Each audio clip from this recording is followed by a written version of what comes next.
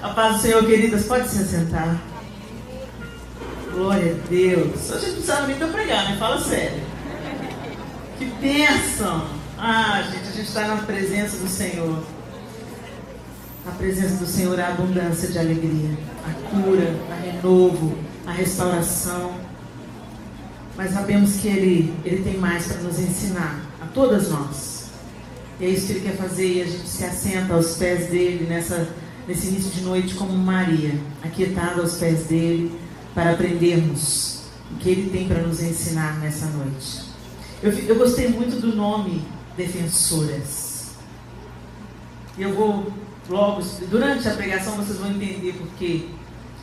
Mas defender, eu gosto de a gente sabe o que é defender. Mas eu gosto de consultar o dicionário da língua portuguesa. Então eu tenho esse hábito. Sempre quando eu vou defender um tema, ou vou ministrar sobre um tema, eu gosto de começar na definição da palavra. O que é defender? Defender é prestar socorro ou auxílio a, proteger, amparar, opor à força, oferecer resistência a um ataque ou agressão feita a, resguardar, preservar, abrigar, proibir, vedar, impedir, interditar, tolher o mal, nesse caso. Falar em abandono de, pleitear em favor de, interceder por, patrocinar. Tudo isso está dentro do conceito, na nossa língua, de defender. E logo no começo, fala prestar socorro ou auxílio. Esse é o nosso DNA.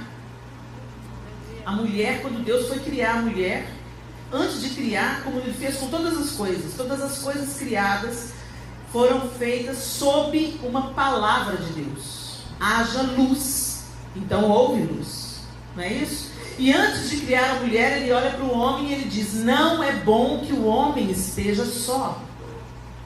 Far-lhe-ei uma auxiliadora. Olha aqui o termo de novo. Uma auxiliadora, uma defensora, que lhe seja idônea.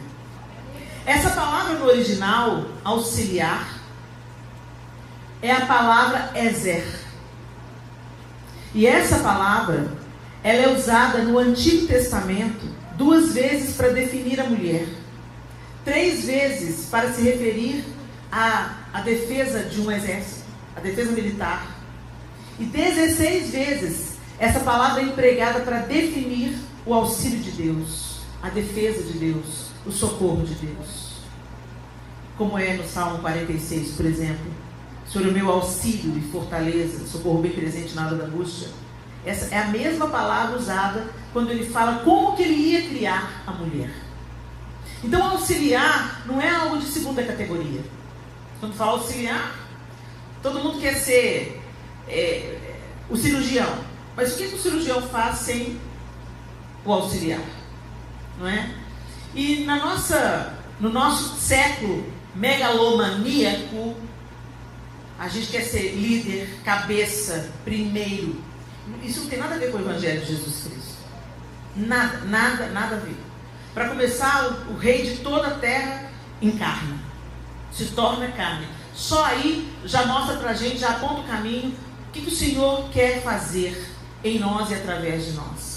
Nós estamos aqui para sermos pontes, nós estamos aqui para ser socorro, nós estamos aqui para ser auxílio, nós estamos aqui para proteger, para amparar, para opor à força, oferecer resistência a toda maldade, a tudo que se levanta contra o senhorio de Cristo, a resguardar, a preservar, a abrigar e por aí vai. Então, defensoras é o nome e o tema que me foi dado para eu destrinchar com vocês dentro dessa lacuna de defensora. Obrigada, minha linda. É defendendo a família. Defender a família. Aí é impossível eu não me lembrar de uma mulher. Eu já falei muito sobre ela. Talvez se eu tivesse mais uma filha, ia ficar difícil. Eu ia ficar entre as 2 defensoras que eu vou falar sobre elas hoje. Se eu tivesse mais uma filha, não é o caso, tá, gente? Sem chance, ok? Mas quem sabe meus filhos colocam em uma das minhas netas, porque eu amo essas mulheres. Eu aprendi a admirá-las e a respeitá-las. Eu aprendo muitíssimo com as duas. E a primeira delas está descrita em 1 Samuel. Pode abrir a sua Bíblia.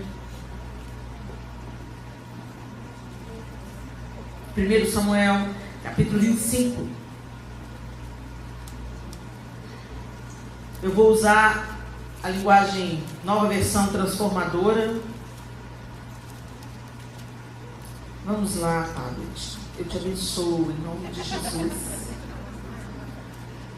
O tablet está ficando igual eu, dando bizil.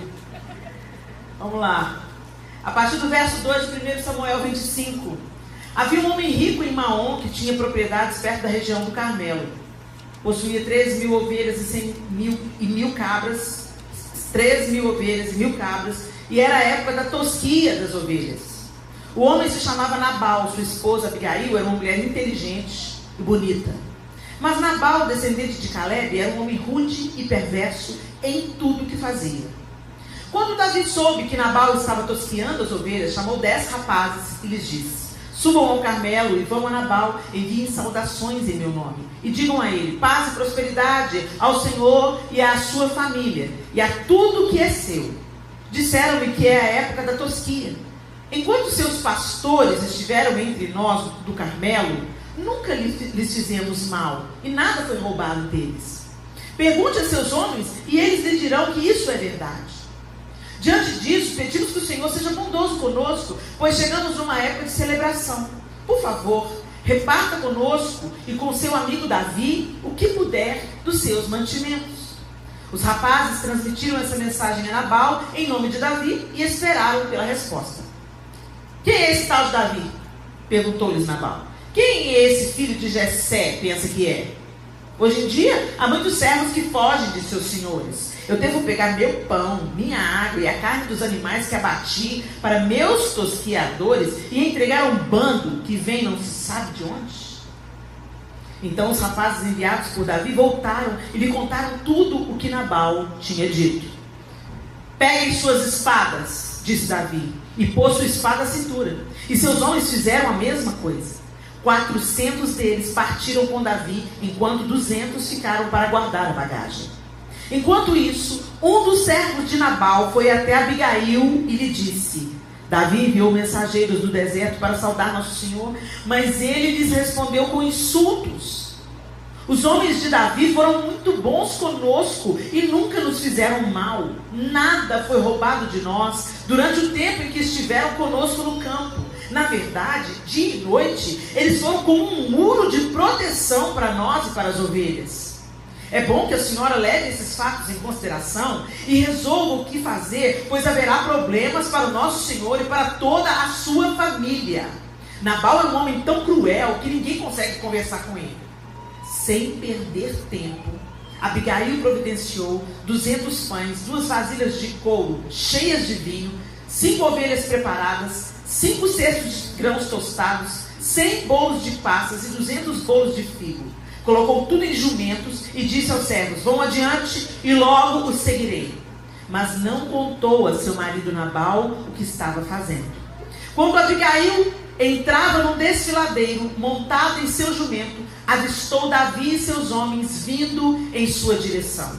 Davi tinha acabado de dizer: de nada adiantou ajudarmos esse sujeito. Protegemos seus rebanhos no deserto e nenhum de seus bens se perdeu ou foi roubado, mas ele me pagou o bem com o mal.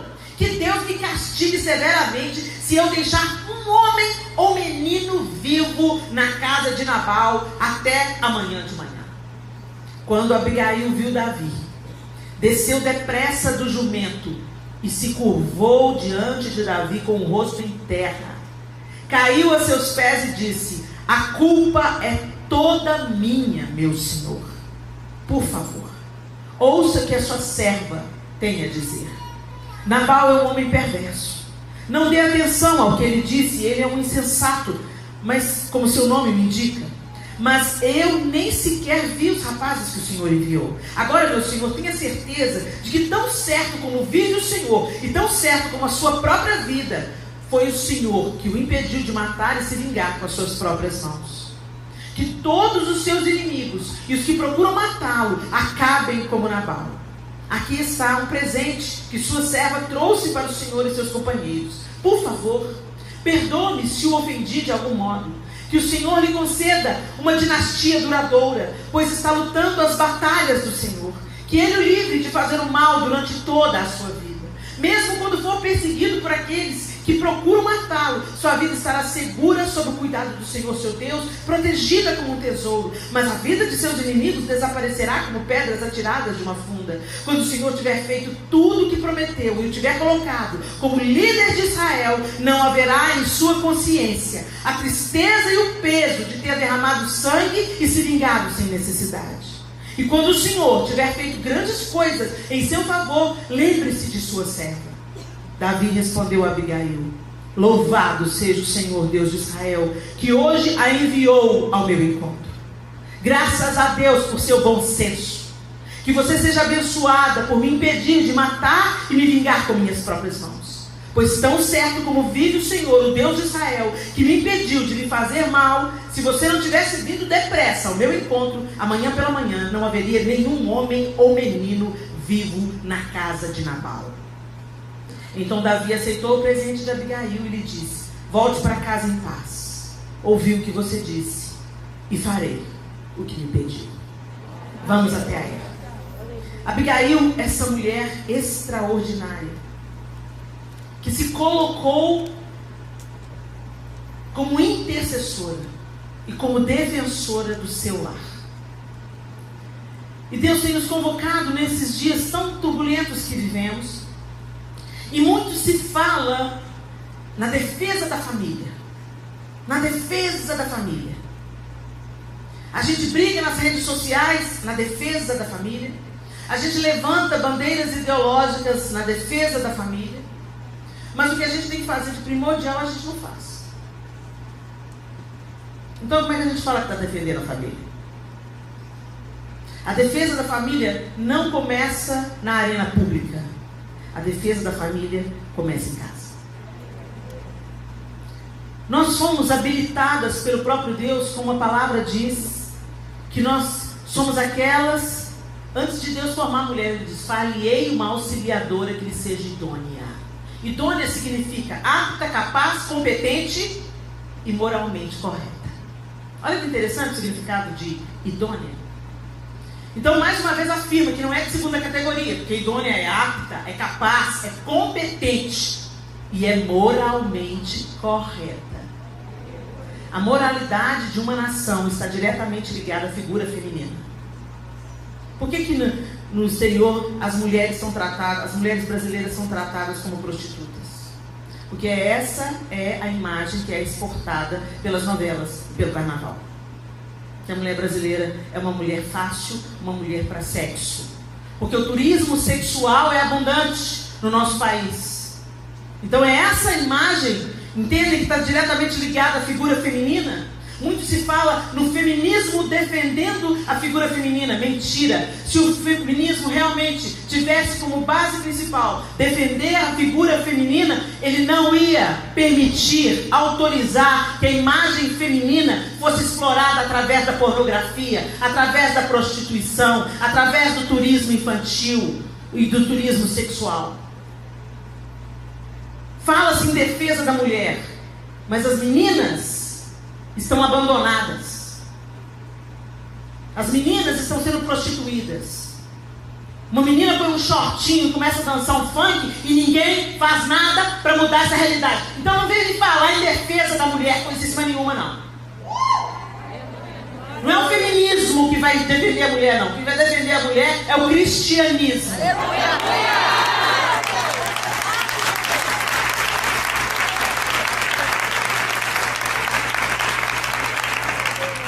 Mas não é um cristianismo nominal ou religioso. É um cristianismo que se envolve na causa. É um cristianismo que ensina, que aconselha, que acolhe, que educa amorosamente e que se mete numa trincheira de batalha, se for preciso, para defender uma menina. Tem abusos, tem meninas e meninos também, que sofrem abuso dentro do núcleo doméstico. A maioria dos abusos sexuais acontece no contexto familiar. O abusador ou é um familiar, ou é alguém muito próximo à família. E sabe o que a mãe faz? Finge que não vê. Porque confrontar esse tipo de situação vai dar pano para manga, vai trazer desconforto, pode gerar um divórcio. E o que vão falar? Mas a gente não pode fugir daquilo que Deus nos chamou para fazer. E nós mulheres precisamos de nos erguer como defensoras da família. E eu trouxe essa mulher extraordinária porque ela carrega umas características que podem muito nos inspirar. A primeira coisa, Abigail sabia escutar. Por que você está me dizendo isso, Helena? Por que Abigail era uma boa ouvinte? Porque quando deu ruim, e os empregados viram como Nabal destratou gente, deixa eu só contextualizar vocês. Davi, nessa época, estava pelo deserto, fugindo da ira de Saul, fugindo da inveja de Saul. Então ele andava, ele e seus valentes, e se valiam de expedientes para sobreviver.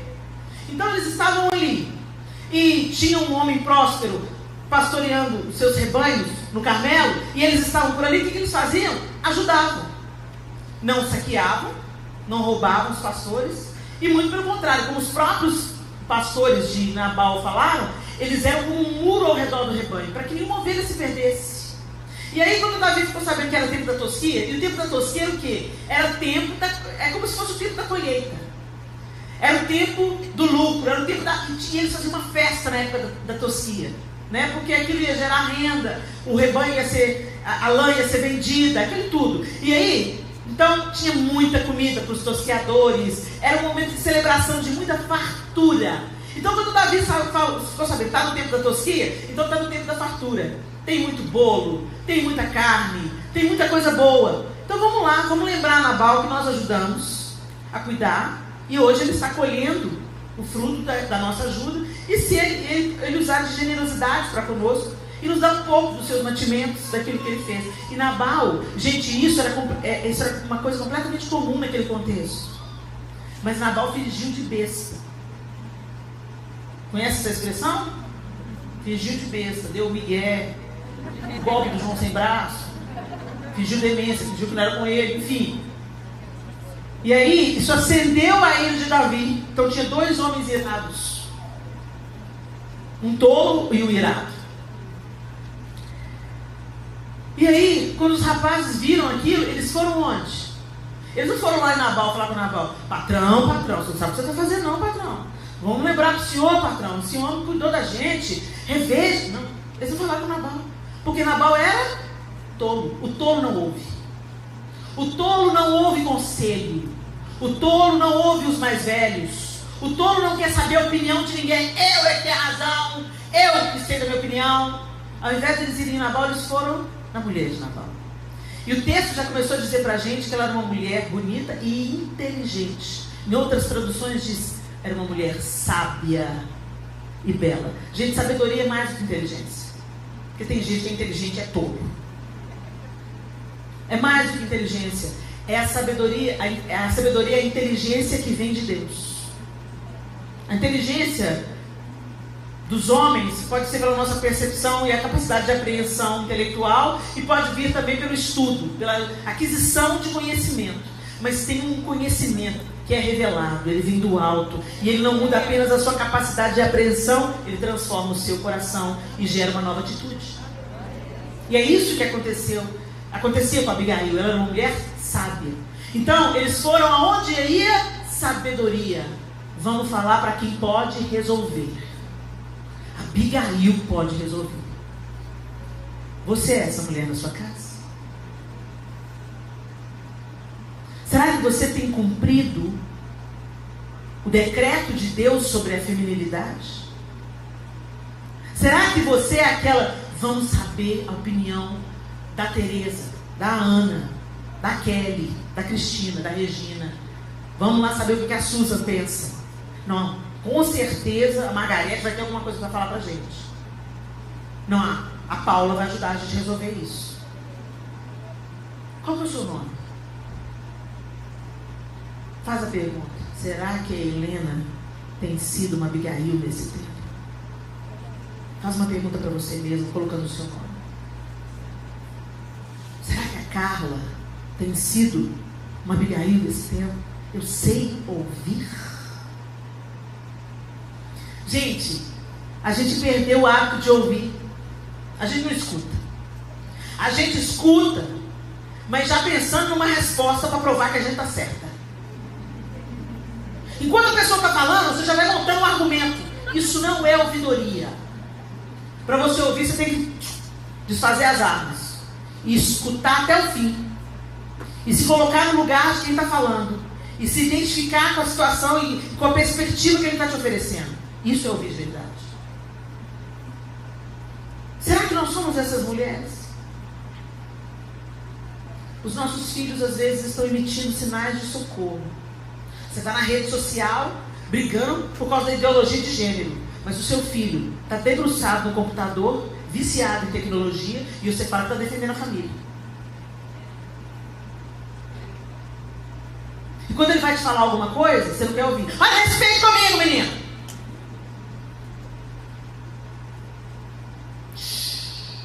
Depõe as armas. Você é autoridade. A autoridade que precisa ser imposta não é autoridade, é autoritarismo. A autoridade flui. Se você perdeu a sua autoridade dentro da sua casa, você precisa buscar que Deus restitua a sua autoridade diante dos seus filhos. Em nome de sermos mães, nós abusamos. Talvez pela nossa escola. Às vezes a gente viu a nossa mãe repetindo e a gente repete a mesma coisa. Mesmo que fracassou miseravelmente com a gente repete o mesmo erro. Quantas vezes a gente falou com o nosso filho, engole o choro. Você corrige ele, não deixa ele chorar? Ele é um ser humano. Ele precisa chorar. Senão ele te mata. Se vira rancor, ressentimento, deixa ele chorar. Corrige sim o filho, sim. Mas também dá o colo para ele. Não é Deus que faz assim com a gente? Deus que faz assim com a gente? Ele corrige a gente, mas quando a gente vai com a boca reganhada para ele, ele vem cá. Errou mesmo, né, mãe? Pode chorar. O João, quando corrigiu os nossos filhos, o João que corrigiu os seus filhos, porque ele é manso e humilde de coração. E eu estou aprendendo com ele para achar descanso para minha alma. Então o João sempre foi mais tranquilo. Você não bate num filho, não corrige. Gente, quando eu falo bate, não estou falando de espancamento não, tá? A correção com a vara que a Bíblia manda fazer é no lugar pedagógico. A criança tem que saber porque está sendo corrigida. E depois de todas as tentativas de diálogo fracassaram, a vara é o último recurso. Foi bem aplicada lá em casa. Não me arrependo de nada. E hoje eles me agradecem. Até a mais rebelde dos filhos me agradece pela vara. Porque se a gente não der a vara para os nossos filhos, não der limite para os nossos filhos, a polícia vai dar. É verdade. Então você corrige o filho, não com raiva. Senão não é correção, é vingança. Vai beber uma água. Aí não, aí o sangue esfriou. Aí não, aí que é correção, porque aí você está sabendo o que você está fazendo, você não vai se exceder na sua correção, você não está se ligando, você está comunicando a criança, porque, gente, quando eu perdi a paciência com os meus filhos, berrava com eles, não sei o que, era um fracasso. Eles só ficavam mais rebeldes, mais revoltados. Mas quando eu falava, avisei a primeira vez. Quando eu falava a segunda vez, agachava na altura deles e falava, escuta, eu já falei isso, isso e isso. Se você não obedeceu, eu vou ter que te corrigir. A terceira vez falhou, eu só fazia assim, vamos pro quarto. Não! Aquele drama, que são meus filhos. E aí o João entrava em cena. E vinha com aquela calma, sentava, esperava eles dar o show. Acabou, filho, acabou. Você sabe o que você vai ser corrigido? E fazia eles falarem por que estavam sendo corrigidos, para eles terem certeza do porquê que eles estavam sendo corrigidos. Agora você sabe que você vai ser corrigido. Quantas vai ser, papai? 3. 3 varadas no bumbum. Nunca era com a mão, porque mão é para carinho. Então ou era uma varinha mesmo, ou era uma reguinha, ou era um chinelo. No bumbum, com remédio. Plá, plá, plá. Aí chorava. Claro, chorava, doeu. Aí o João oferecia colo. Deixava chorar, chorar, chorar. Quando acabava, vamos orar. Então ora, oh Deus, me perdoa. Gente, a Bíblia é didática. Quando a gente aplica a correção do jeito que a Bíblia fala, para a gente não se exceder, para a gente não espancar o filho, mas que é para a gente corrigir, dar limite dos filhos, a Bíblia sabe o que está falando, gente. Tem filho que não precisa apanhar. Não precisa. Você fala com ele 1 ou 2 vezes, ele obedece. Ai, que delícia. Mas tem uns... Só Jesus na causa de como eu apanhei. Aleluia, glória a Deus, porque minha mãe não me negou a varada. Mas tem certas coisas que não é para a gente perpetuar. Às vezes as coisas que a gente fala para o nosso filho, às vezes as coisas que a gente não fala para os nossos filhos. Escuta o que o seu filho tem a dizer. O que funciona para um não funciona para outro. Então você tem que ter a percepção de que filhos são seres únicos. Um é um, outro é outro. É filho do mesmo pai, da mesma mãe, cresceram no mesmo ambiente, tiveram acesso às mesmas coisas. Mas eles não são a mesma pessoa. E eles não são você. São um ser humano único, com o propósito de Deus sobre a vida deles. E nós como pais temos que ser facilitadores. Sabe escutar. Mãe, tia, irmã, esposa, sabe escutar. Filha, talvez você não é mãe, você é filha. Saiba escutar. Escuta o seu pai, escuta a sua mãe. Procure entender também as limitações deles. Eles não são super-heróis. Eles tiveram uma história que antecedeu a você. Ninguém é como é à toa. Tem um porquê. Escuta. Escuta o que o outro tem a dizer. Abigail sabia escutar. E porque ela era uma mulher confiável, uma mulher que podia ouvir o que fosse, porque ela era a solução e não a fofoqueira, porque tem gente que escuta para contar. Vem o problema, mesmo? Aí chega para outro, fulano, vou te contar uma coisa para a gente orar. Ainda tenta santificar a fofoca. Você não orou para falar com a outra para ela orar? Me ajuda. Escuta, genuinamente. Baixa as armas, baixa a defesa.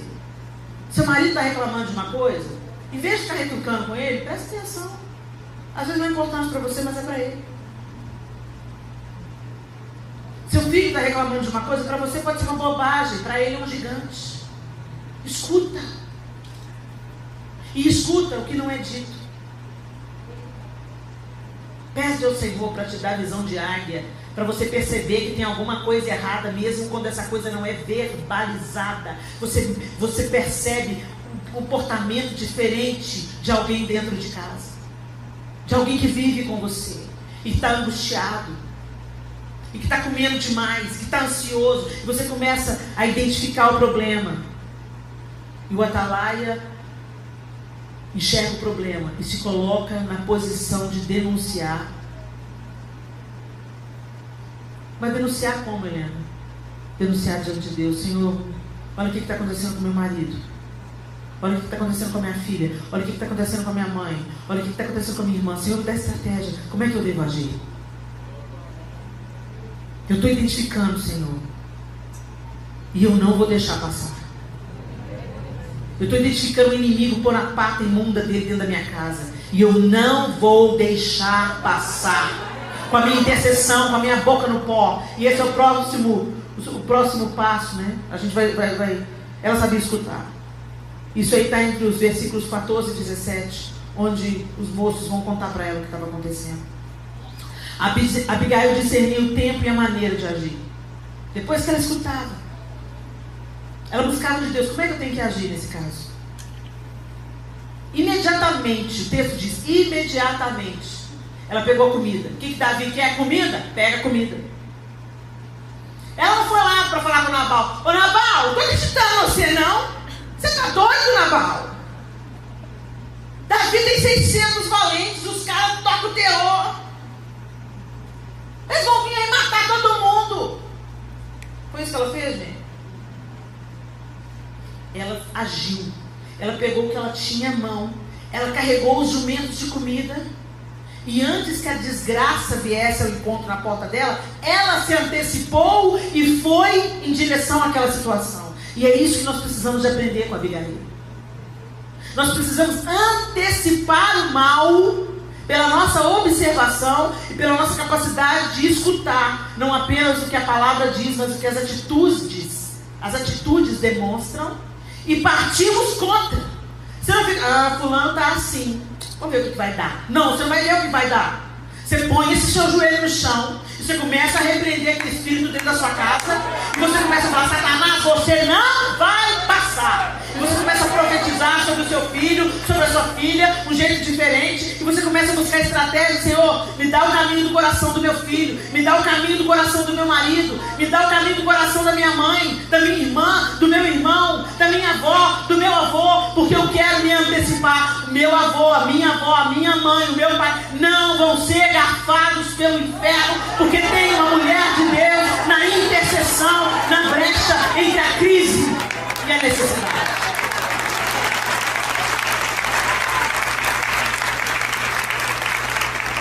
Ela discernia o tempo. Pegou 200 pães, 2 vasilhas de couro cheias de vinho, 5 ovelhas preparadas, 5 medidas de grão. Vou matar a fome desses homens. Era algo simples. Às vezes a gente pensa em coisas mirabolantes. Às vezes a resposta, a solução de um problema, gente, depende de uma conversa. Depende de um passeio. Depende de um abraço. Mas o orgulho, às vezes, não deixa a gente pedir perdão. Às vezes um pedido de perdão. Ô filho, mamãe se excedeu. Como é que os nossos filhos vão ser ensinados a pedir perdão e perdoar se eles não veem esse exemplo em nós? Pedir perdão para um filho não é sinal de fraqueza, não. É sinal de alinhamento com aquilo que você prega. Peça perdão. Você feriu seu filho? Você abusou? Você falou num tom que você não gostaria que falasse com você? Autoridade não é autoritarismo, eu volto a dizer. Você não tem que abusar o seu filho ou oprimir o seu filho, nem humilhar ele na frente dos outros para mostrar que é você que manda. Olhe nos olhos do seu filho, da sua filha e fala: eu pequei contra você, meu filho, e diante de Deus. Para Deus eu já pedi perdão, agora eu quero pedir para você. Eu estava nervosa, exagerei nas palavras, não é isso que eu penso. Repare. Saiba, discirna a maneira e o tempo de agir. Abigail sabia o tempo de calar. Gente, tem coisa que a gente não convence, não. Você não é o Espírito Santo. Quem convence o homem da justiça, do pecado e do juízo é o Espírito Santo. A gente ensina, a gente fala, a gente instrui, mas quem convence é o Espírito. E nós estamos nos gastando e dificultando a obra de Deus na vida dos nossos filhos, porque a gente quer fazer o papel do Espírito Santo, e o que é para a gente fazer, a gente não faz. Então, ao invés de a gente orar, jejuar, conversar, ouvir, aconselhar, não, a gente quer convencer. E aí o filho está cambaleando, e você fica: você está assistindo isso aí é do capeta.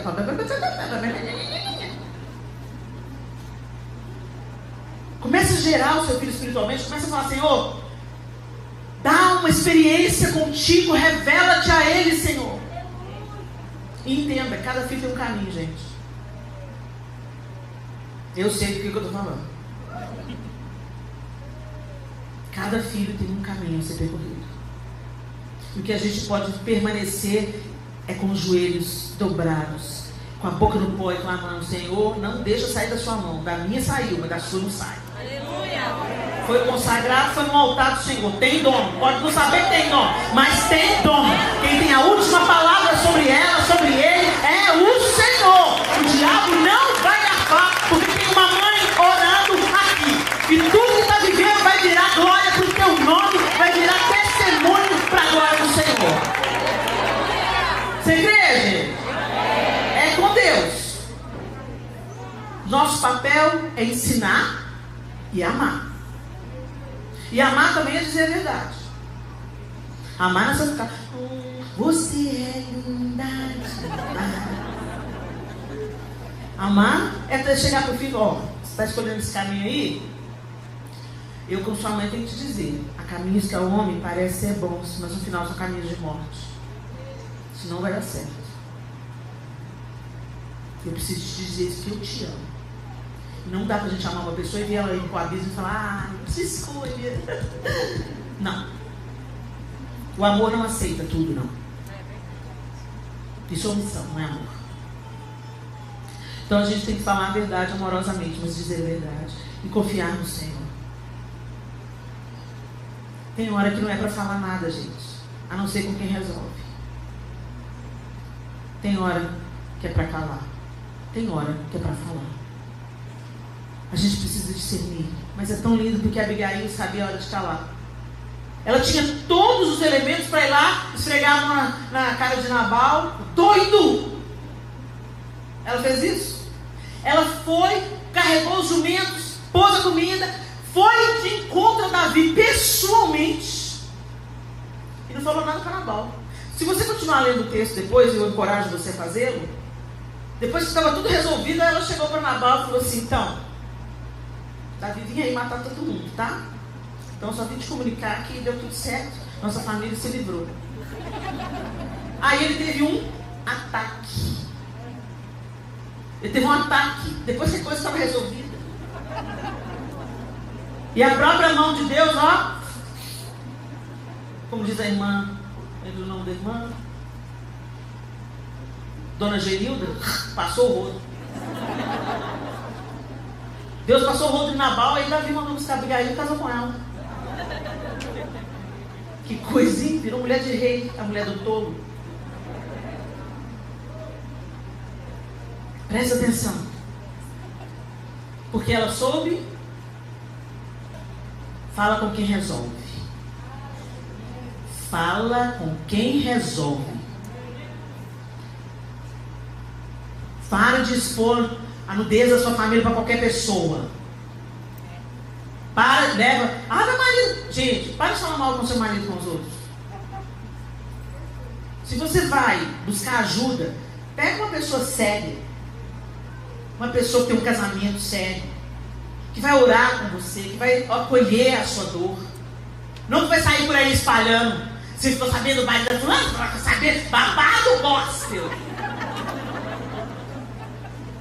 Gente, o que você falar, você vai comer do fruto da sua palavra. É o que diz a Bíblia, não sou eu não. Que nós vamos provar dos frutos das nossas palavras. Então, como diz a Cassiane, fica caladinho para Jesus te dar vitória. Ela sabia o tempo de calar. E nós também precisamos de saber com quem nós falamos. Aonde nós levamos as nossas súplicas. Onde pedimos e a quem pedimos conselho, oração, suporte. Não saia desnudando a sua família para qualquer pessoa, dando comida aos abutres que se alimentam da sua tragédia, da sua desgraça. Não consinta que isso aconteça. Abigail não temeu se humilhar. O verso 23 e 24 diz: quando Abigail viu Davi, desceu depressa do jumento e prostrou-se perante Davi com o rosto em terra. Às vezes você vai querer resolver. Peraí, Davi, me escuta por favor. Antes que ela abrisse a boca, a atitude dela desarmou Davi.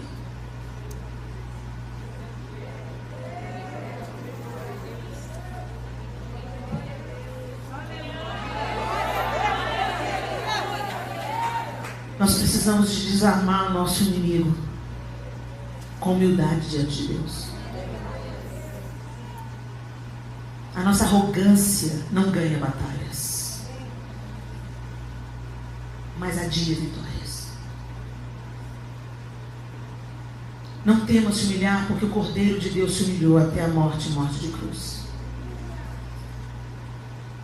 O Antigo Testamento, ele é repleto de figuras que prefiguram Cristo. no Novo Testamento. Josué é uma tipificação de Cristo. E a gente podia aqui dizer vários exemplos, né? O próprio Davi é uma prefiguração de Cristo. Se tivesse uma mulher nessa figura que se encaixasse, se aproximasse de ser uma prefiguração de Cristo, essa mulher seria Abigail. Porque ela era mulher de um homem rico, poderoso. Mas ela se esvaziou da sua posição e se humilhou diante daquele que tinha o poder de destruir a sua casa. E ela tomou para ela a culpa. Ela fala: Senhor, minha seja a culpa. Ela não ficou falando: Davi, me perdoa, meu marido é doido, meu marido bebeu, meu marido é cachaceiro. Não. Antes dela falar que o marido dela não era uma pessoa normal, ela falou para ele: mas minha seja a culpa, eu não vi os rapazes. Ela tomou para si, exatamente como Jesus tomou sobre si todas as nossas culpas. Abigail chamou para ela responsabilidade. E a gente vive num tempo onde a gente transfere responsabilidade. Não, fulano, não, foi ciclano. A culpa é dele. Não, a culpa é dela. Eu não tenho sangue de barata. Não, mas você tem o sangue do Cordeiro de Deus. O Espírito de Deus habita em você, o mesmo que ressuscitou Jesus dentre os mortos. Então você é capacitada a se humilhar para defender toda a sua casa. Ela não pensou duas vezes. Desceu do jumento, pôs a cara no pó. E a primeira coisa que ela falou assim: me perdoa, meu Senhor, minha seja a culpa. Eu fico imaginando o impacto que isso causou em Davi. Ele estava determinado: eu vou acabar com a raça de Nabal. Não vai ficar um homem naquela... E aí vem uma mulher linda, mansa, se ajoelha diante dele e fala: minha seja a culpa. Desarmou o cara. Olha o Provérbios aí. A palavra dura suscita a ira, mas a branda desvia o furor. E ela não defendeu só a sua casa. Ela defendeu Davi de ter feito uma besteira. Ela foi um instrumento de Deus. Por que a gente tem medo de se humilhar? O orgulho está acabando com os nossos olhos. Sabe o que é o divórcio? Um orgulhoso ou dois orgulhosos. O divórcio foi instituído por causa da dureza do coração humano. E sim, nós temos casos extremos de violência e a gente não pode tapar o sol com a peneira. Existem necessidades de divórcio. É porta de emergência. Senão a pessoa morre. Mas não é disso que eu estou falando, não. Eu estou falando no divórcio por incompatibilidade de gêneros. Divórcio porque o amor acabou. O tesão acabou. Vai me perdoar, gente. Mas isso é carne. Isso é orgulho, isso é altivez. Isso é mundo tomando o nosso coração.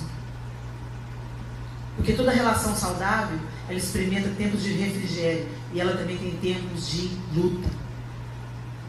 Tem inverno e outono nas relações humanas.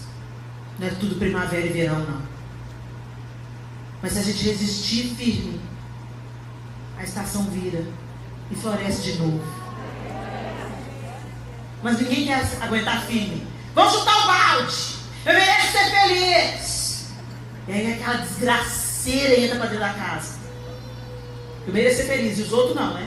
Seus filhos não. Você merece, mas os seus filhos não. A família do seu marido, a sua família não merece, não. O que tem de mulher traindo, o que tem de mulher arruinando o casamento,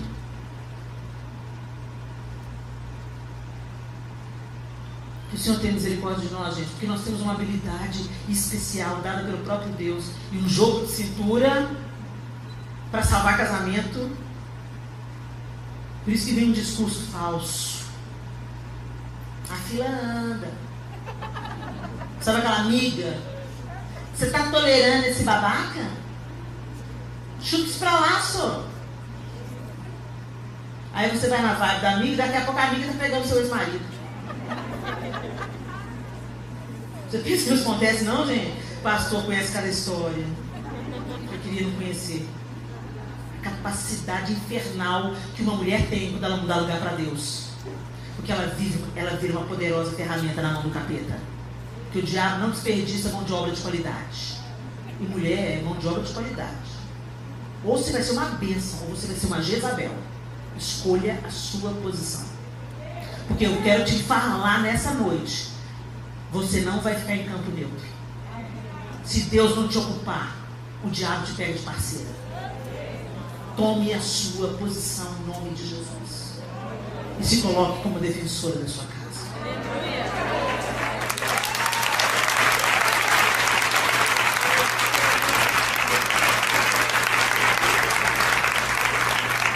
Antes de nós terminarmos, eu gostaria de citar outra mulher. Está em Juízes capítulo 4. Em Juízes capítulo 4, a partir do verso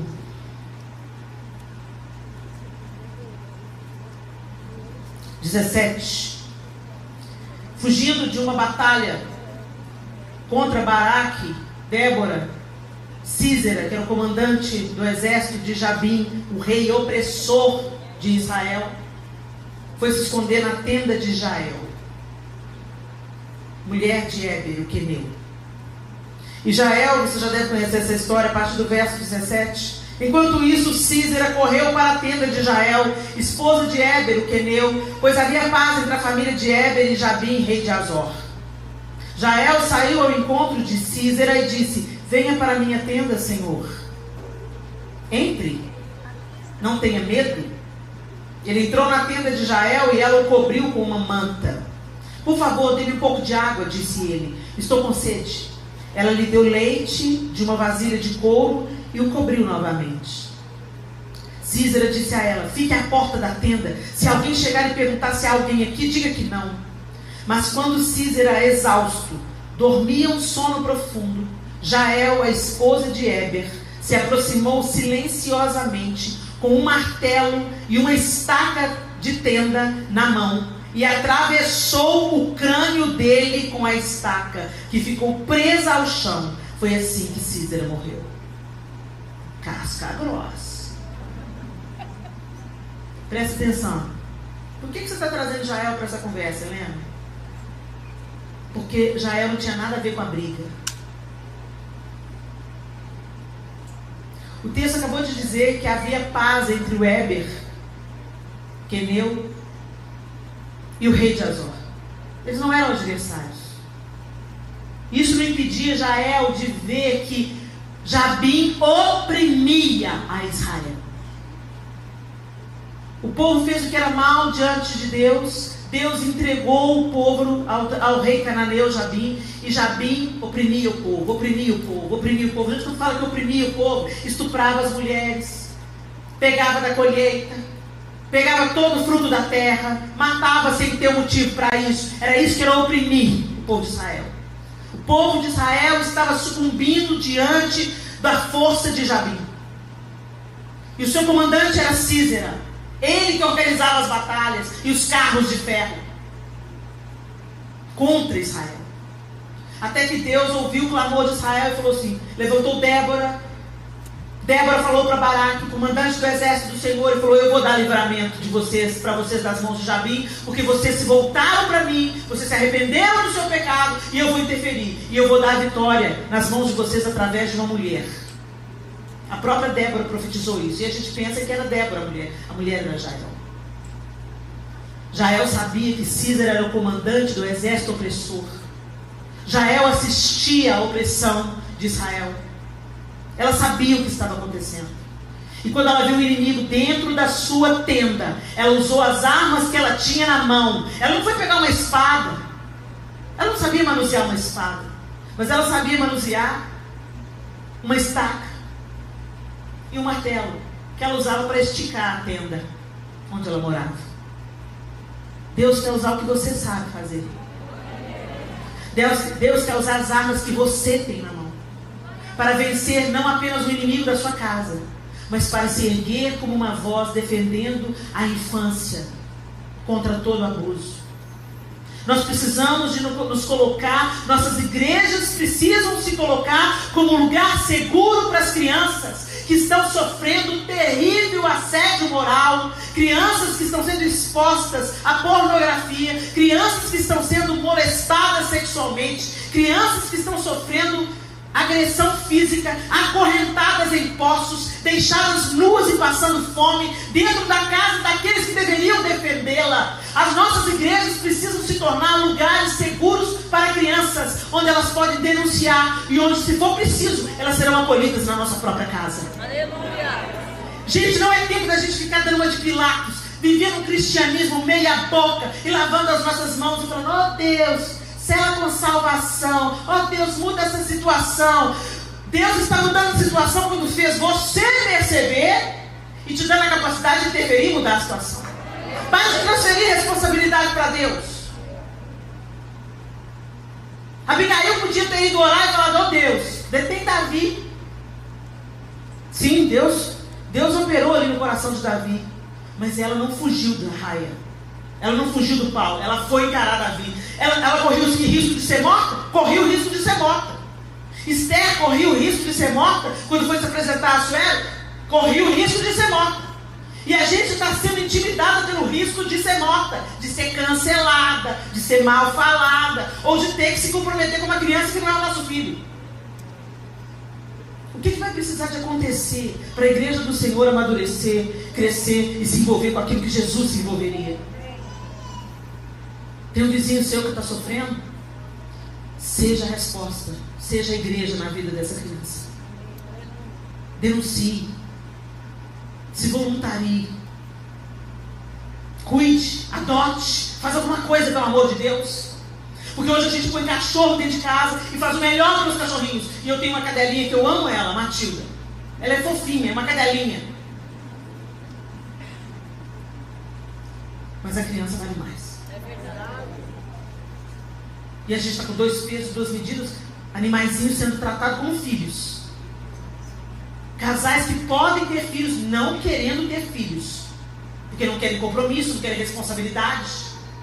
Vai atrapalhar minha carreira. A conta vai chegar. Aliás, já está chegando. A conta já está chegando da revolução sexual. Vamos lá, vamos viver a vida. A conta está chegando. A mulher independente, vão queimar o sutiã, vão passar por cima dos homens, precisamos de homem para nada. Porque tem mulheres que não são mulheres, tem homens que não são homens, são monstros, abusivos, opacos, mulheres mandonas, autoritárias, mulher macho. Não há qualidade nenhuma nisso. Uma outra forma de feminicídio é quando o feminino é morto. Tudo que é feminino está morrendo. Tudo que é delicado, tudo que agrega, tudo que conforta, tudo que consola, tudo que é fofinho está morrendo. Manda mais que os machos falam: não, vou lá, resolvo. Então vai, querida. Mas a conta vai chegar. Que o Senhor nos erga para sermos defensores da nossa família. Que comece dentro de casa. Que a gente escute o que a gente tem que escutar. Que a gente fale quando e como a gente tem que falar. Que a gente receba discernimento e sabedoria do alto para reagirmos às situações que surgem como o Senhor quer que a gente reaja. Que a gente seja consoladora para as nossas amigas, encorajadora umas da outra. Que a gente não espalhe a fofoca, mas que a gente proteja a nudez umas das outras. Que a gente aconselhe, mas que a gente transborde. Que a gente não defenda apenas a nossa família, mas defendamos também outras famílias que estão sendo golpeadas. Nós temos Cristo. Não é só para servir aos nossos interesses, mas é para transbordar. A igreja não são essas paredes. A igreja é cada um de nós. Em Provérbios 31, o mesmo texto que descreve a mulher sábia, eu não acho que seja coincidência que esse versículo esteja justamente em Provérbios 31. E é com ele que eu quero terminar essa minha fala. Versículo 8 de Provérbios 31 diz assim: fale em favor daqueles que não podem se defender. Garanta justiça para os que estão aflitos. Isso é um chamado para cada um de nós. Jesus se envolveu. E a única ordem que ele deu para a gente foi fazer discípulos de todas as nações. E pelo que me consta, em nenhuma tradução eu li que são discípulos acima de 20 anos de idade. Faça discípulos. E para fazer discípulo, você não dá folheto. Para fazer discípulo, você anda junto. Você senta junto, você come junto, quebra o pau de vez em quando e resolve, e chama Deus para conversa. Fazer discípulo é se envolver, como ele se envolveu. Por isso que a premissa é: quer vir após mim? Negue-se a si mesmo. Deixe esse seu ser fedorento, egoísta, egocêntrico longe. Se você quer me seguir de perto, o primeiro passo é se esvaziar do seu ego e abra mais os olhos para aquilo que está ao seu redor e seja a minha resposta, seja o meu alívio, seja o meu abraço, seja a minha justiça, porque o reino vem, ele vai restaurar todas as coisas e nós teremos novos céus e nova terra. Mas eu já conheço o reino, ele já se manifestou a mim e ele já é o meu rei. Então eu já vivo hoje como a antecipação daquilo que eu aguardo. Eu já vivo a justiça hoje, eu já me envolvo hoje, eu já melhoro o ambiente que eu estou hoje.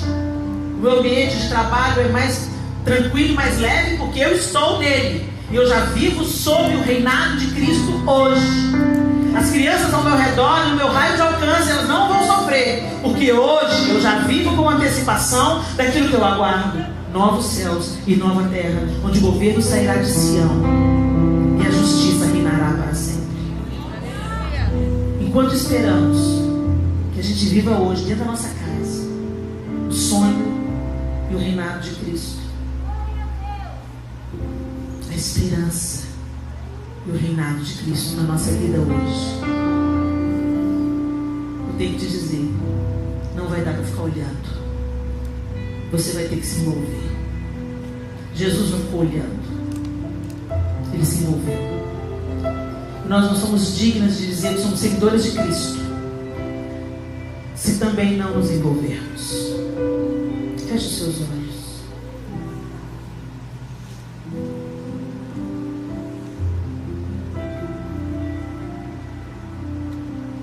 Senhor, nós te louvamos, porque a tua palavra nos confronta e nos traz de volta para a verdade, nos livra do engano desse tempo que encoraja uma vida egoísta. A idolatria do ego tem salteado os nossos corações.